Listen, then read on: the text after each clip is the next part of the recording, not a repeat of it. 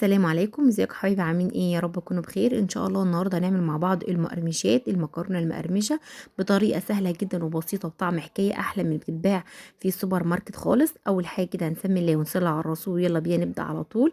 انا عندي هنا حله على النار، هبدا احط فيها ميه تغلي واحط فيها نص معلقه من الملح ومعلقه كده من الزيت، بس علشان خاطر ابدا اسلق المكرونه بتاعتي نص سلقه. بعد ما اسلقها كده هبدا اصفيها لحد ما تبدا تبرد خالص ومبقاش فيها اي درجه حراره، وبعدين اضيف عليها معلقتين اتنين من الدقيق. انا عندي هنا عامله نص كيس من المكرونه، يعني عامله حوالي 200 جرام من المكرونه.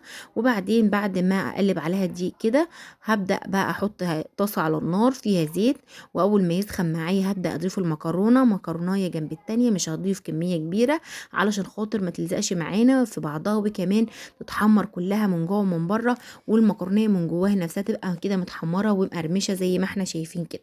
احمر المكرونه اول ما اطلعها كده في مصفى، علشان لو فيها اي زيت او اي حاجه يبدا يصفي معاها. وعندي هنا الاكياس ديت بتاعه اكياس طعم، بتبقى بطعم الكاتشب، بطعم الفلفل الحار، الفلفل الحلو، بطعم الجبنه المتبله، اي طعم موجود عندك. ولو انت ما عندكيش الاكياس ديت تقدري تضيفي انت من عندك بابريكا وكاري او كمون وملح، هتبقى برضو طعمها جميل جدا.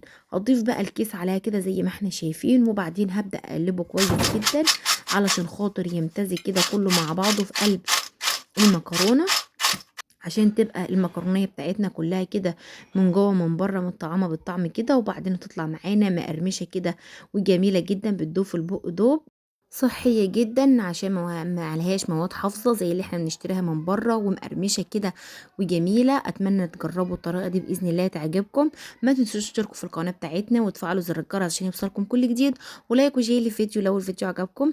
دمتم في رعايه الله وفضله، والسلام عليكم ورحمه الله وبركاته.